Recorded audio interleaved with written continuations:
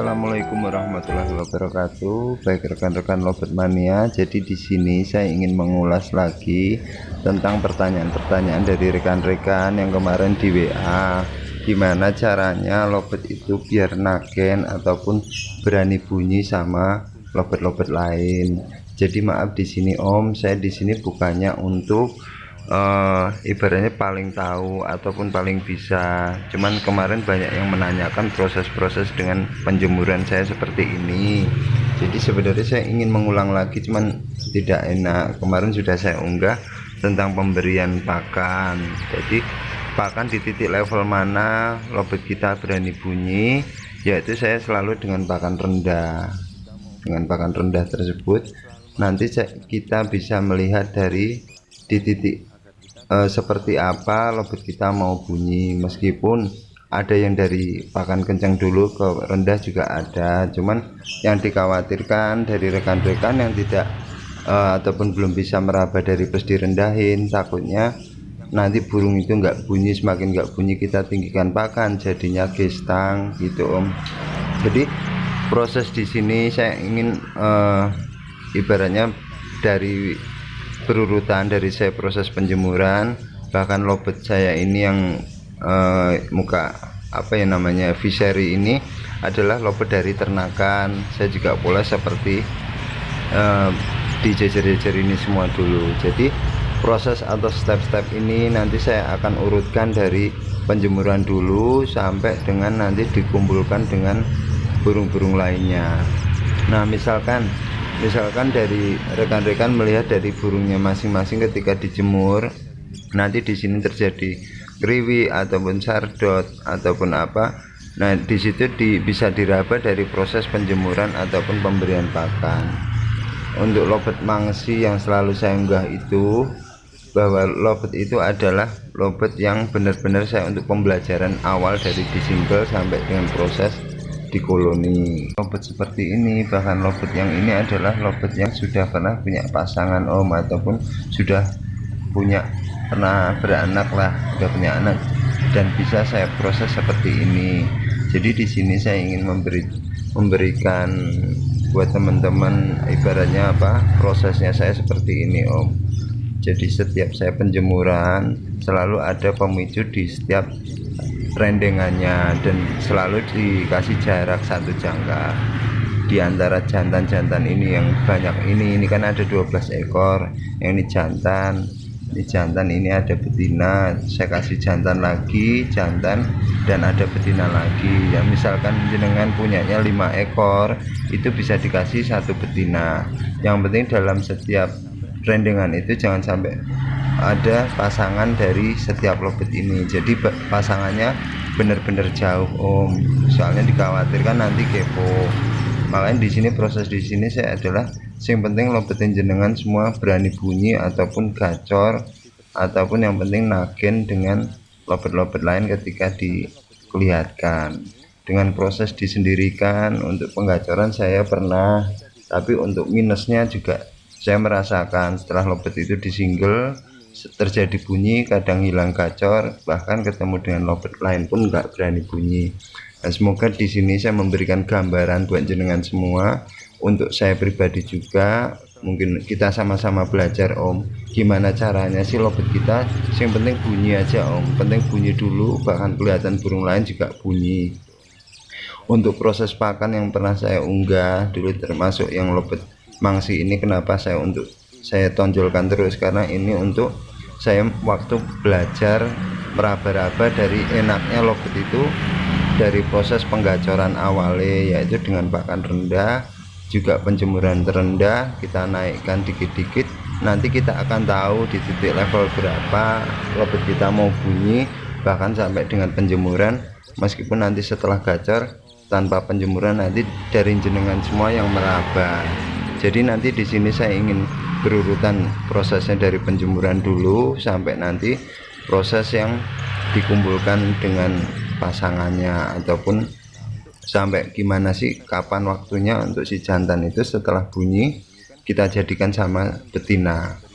Meskipun dari proses-proses seperti ini kan mungkin banyak teman-teman yang sudah tahu, cuman saya ingin di sini ingin menjelaskan. Kemarin banyak yang WA, di sini saya akan berurutan dari penjemuran sampai nanti dikumpulkan dengan lobet-lobet lainnya.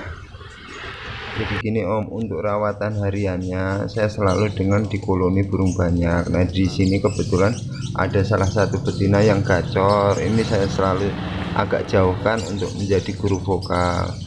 Dan di sini terjadinya ketika kan tidak ada bunyi sama sekali Om, bahkan ngeriwik segala macam. Cuman di sini misalkan kita nggak ada yang gacor pun, yang penting kita kumpulkan jadi satu, nggak apa-apa.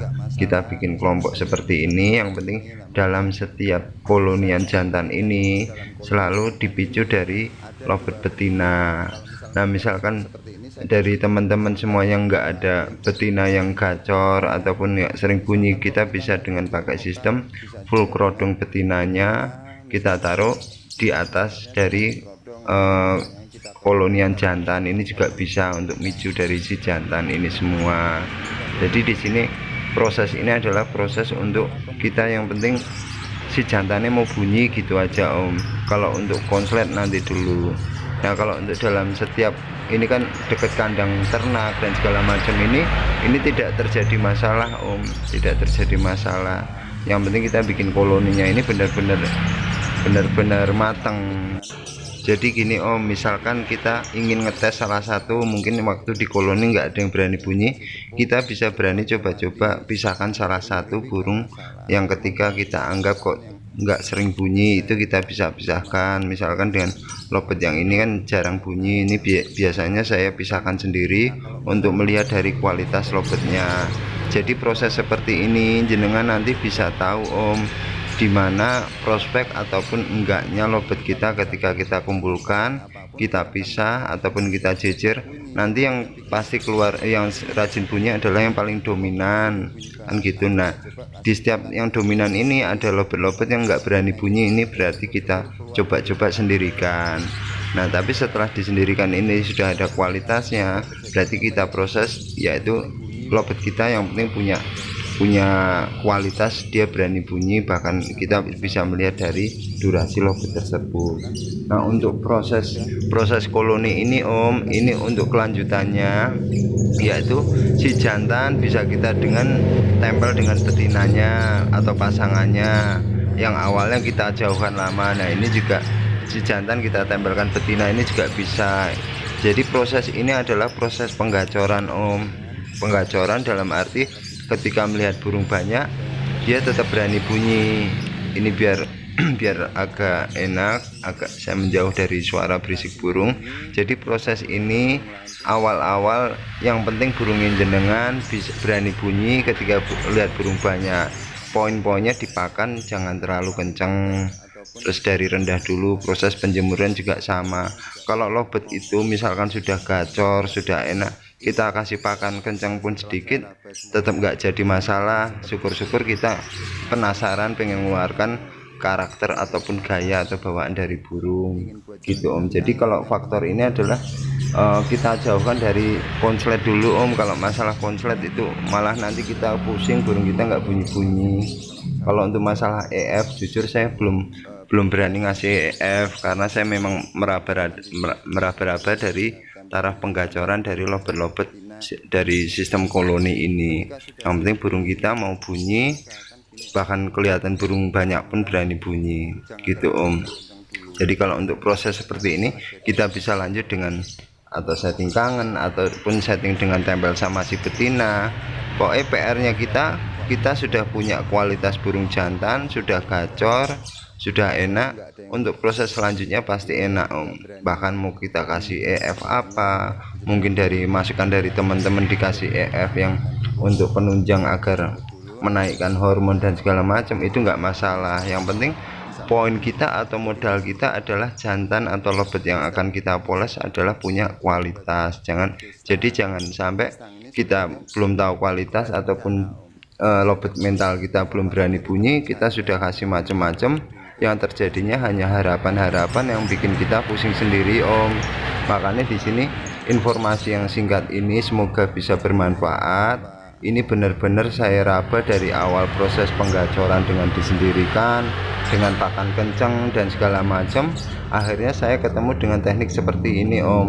Jadi teknik seperti ini di koloni burung banyak, saya kasih pemicu betina. Bahkan nanti kalau sudah terjadi bunyi, sudah enak, bahkan keluar ngedobel itu pasti keluar sendiri ya Om. Ngedobel keluar sendiri, bahkan ke minor dan segala macam keluar sendiri. Jadi di sini buat teman-teman semua, ini minta maaf, kiranya saya minta maaf, bukannya untuk saya itu menggurui. Saya pengen benar-benar berbagi untuk yang tidak ibaratnya terlalu lama untuk menunggu lobet kita bunyi. Jadi di sini insya Allah lobet jenengan pasti bunyi Om. Jadi yang penting jenengan dalam pemakaian pakan usahakan dari titik rendah dulu ke atas.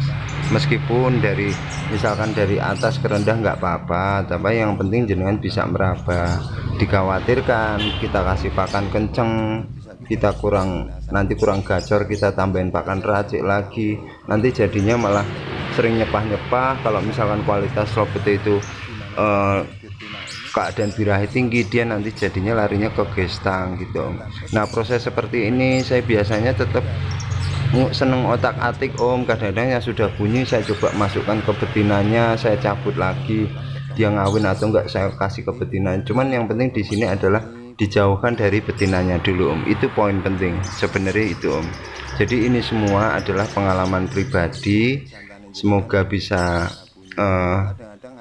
memberikan jenengan gambaran. Yang penting lobet jenengan ketika dijemur bahkan kelihatan burung banyak berani bunyi. Nah untuk kadang-kadang lobet yang setelah dijemur ataupun di rendeng burung banyak, ketika kita pengen lihat dari kualitas burungnya, itu bisa juga dengan setelah dijemur kita sekat-sekat dengan triplek agar kita tahu kualitas lobet kita sampai di mana. Nah nanti misalkan setelah disekat-sekat itu kembalikan di koloninya, itu juga bisa.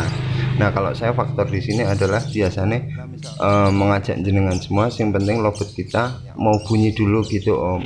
Kalau yang masalah konslet itu sebaiknya ya semua orang mau konslet, cuman sebaiknya seiring waktu berjalan kita sudah punya modal lobet kita gacor, nanti insya Allah kedepannya enak Om. Kita mau pakai sistem tempel sama betina, mau setting kangen ataupun mau buat jalan gantang, itu proses kedepannya lebih enak. Titik poin di sini adalah di setiap koloni jantan saya selalu memberikan pemicu yaitu betina. Syukur-syukur betinanya gacor, dan bisa juga diulik dengan setiap kolonian ini di atasnya dikasih betina di kerodong, itu juga bisa. Dalam keadaan koloni ini Om, si jantan pasti tidak ada terjadi bunyi, bahkan pada ngeriwi dan segala macam, itu tidak masalah. Kiranya itu saja. Untuk rekan-rekan saya minta maaf. Assalamualaikum warahmatullahi wabarakatuh.